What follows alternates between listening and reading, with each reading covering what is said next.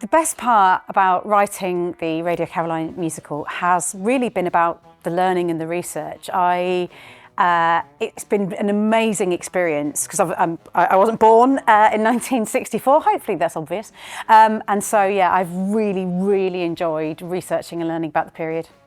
The thing that I wanted to capture the most in this story is really the energy, and I wanted to capture the kind of spirit of rebellion. I think it's really easy to presume that you're the most radical generation in history, but actually looking back and going, oh, the people that were my parents' age were actually quite cool.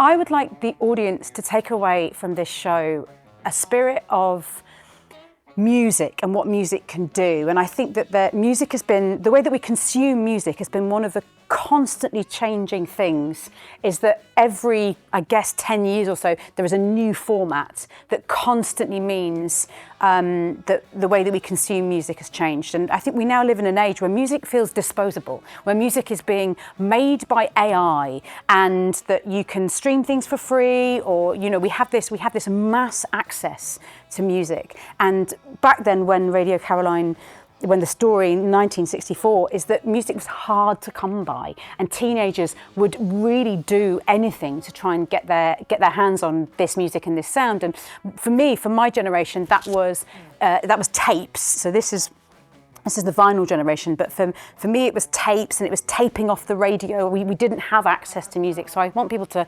take away from this show thinking more about the value of music and what it can do for people's lives. I always love rehearsals. They are an amazing point of making theatre, because for a long time the work sits in your head.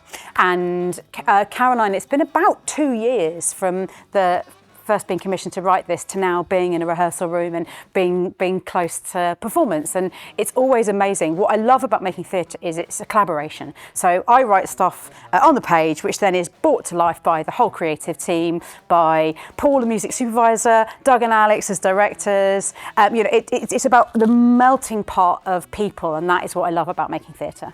The most exciting thing about creating a brand new musical, I think, is the possibility. I love the form. I love musicals. I have since childhood. I grew up loving musicals, and I really enjoy creating it. I think there's nothing like it. I mean, plays are fine, but they do get a bit boring. You need a song every now and again. I don't think I can narrow it down to one favourite song that I've put in the show. I think I'll go for two. The first one is Dead End Street. And I really like that song. It's a song that feels naturally suited to musical theatre. It's got a lot of storytelling. It sets us up in a time and place. Its lyrics are rooted in the working class. I really enjoy that. And the other one I like is a song that people probably might not remember, or it's lesser known. It's a song by Freddie and the Dreamers called I Love You Baby. Oh, I love you baby, I love you so. And I really like it because it's a really light moment. And what they were really good at in the 60s as opposed to now is they're very good at concise songwriting. So the kind of songwriting form, every song seems to be about between 2.5 and 3 minutes, and the songs are really concise. And they also had endings, whereas nowadays songs are long, they fade out, their songwriting isn't as concise as it was in the 60s. And that song, I Love You Baby, Freddie and the Dreamers, I think is a fantastic example of a really concise song that makes you feel good in the moment.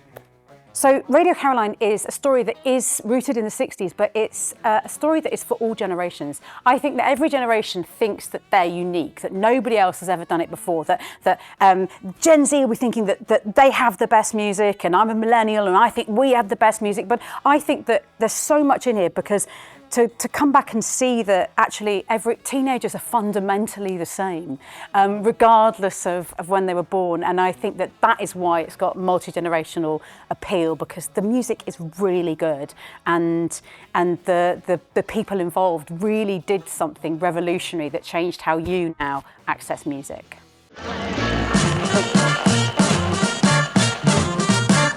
Caroline's Sure Shot!